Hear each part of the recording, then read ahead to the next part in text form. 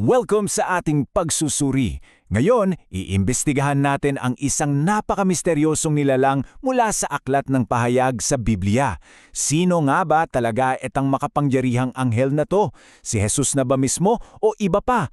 Ating alamin. So eto ang plano natin para sa araw na to. Unahin natin kilalanin ang misteryosong anghel na ito.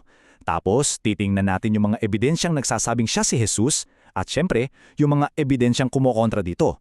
Hihimahin din natin ng konti ang teolohiya sa likod nito bago natin tingnan ang final conclusion. Okay, simulan na natin. Okay, let's dive right in. Sa aklat ng pahayag, partikular sa Kabanata 10, may biglang lumitaw na isang napakakilalang karakter na, alam nyo ba, hanggang ngayon pinagdedebatehan pa rin ng mga scholar at teologo. At ito yung pinakasentro ng usapan natin. Sino ba talaga itong makapangyarihang anghel sa pahayag 10? Alam nyo, hindi ito simpleng tanong lang. Kasi kung sino man siya, malaki ang epekto nun sa pag-unawa natin sa buong mensahe ng pahayag at maging sa kalikasan ni Kristo. Dito mismo sa description na to, nagsisimula ang lahat ng debate. Isipin nyo, bumababa raw mula sa langit, ang mukha parang sikat ng araw. Yung mga binti niya parang mga haligi ng apoy. Grabe, di ba? Hindi yan yung karaniwang paglalarawan sa isang anghel.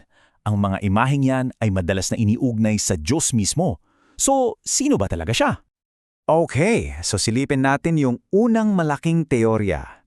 Maraming naniniwala na yung mga clue sa text ay malinaw na tumuturo sa iisang persona.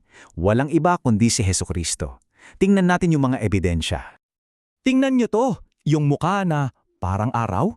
Halos eksaktong ganyan din ang paglalarawan kay Jesus sa pahayag Kabanata 1. Yung mga paa na parang apoy at yung bahagang ri sa ulo niya, mga simbolo yan ng kabanalan at tipan na paulit-ulit na ikinakabit kay Kristo sa buong aklat. At eto pa, yung anghel daw, umungal na parang leon. Sa buong aklat ng pahayag, may iisang nilalang lang na partikular na tinawag na leon mula sa lipi ni Juda. At yon ay si Jesus. Sobrang lakas ng simbolismong to, di ba? Diretso talaga nag-uugnay sa anghel at kay Kristo. At hindi lang itsura yung pinag-uusapan natin. Sa sumunod na kabanata, sinabi mismo ng anghel, bibigyan ko ng kapangyarihan ang aking dalawang saksi. Ang tanong ngayon, sino ba ang may otoridad na magsabi niyan, na magbigay ng ganyang klaseng kapangyarihan? Siyempre, ang Diyos o si Jesus lang. Mukhang malakas talaga ang kaso, no? Pero pag akala mo malinaw na ang lahat, doon naman papasok yung mga ebidensya na parang sinasabing, teka muna, tingnan naman natin ngayon yung mga argumento kung bakit hindi raw siya si Jesus. Dito nagiging mas exciting ang investigasyon. O heto na yung problema. Pagkatapos magsalita ng makapangyarihang anghel, biglang may narinig si Juan na isa pang boses galing sa langit. At ang utos sa kanya, kunin daw yung balumbong mula sa kamay ng anghel. So may naguutos na mas mataas sa anghel.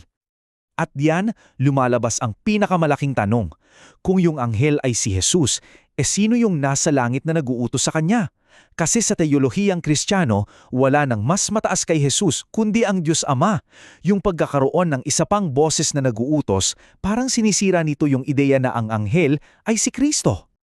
At para lalo pang gumulo, yung iba't ibang salin o translation ng Biblia minsan magkakaiba. Sa ilang version, hindi masyadong malinaw kung sino ba talaga yung nagsasalita sa isang particular na sandali. Ang anghel ba o yung boses mula sa langit? Dahil sa kalabuhan na to sa mismong teksto, ang hirap talagang makakuha ng isang solidong sagot. Okay, para mas lumalim pa ang pag-intindi natin sa debate, kailangan nating balikan yung orihinal na wika at ilang importanteng konsepto sa teolohiya. Sa orihinal na Griego, ang ginamit na termino ay angelos eskurios, na ang ibig sabihin ay makapangyarihang anghel.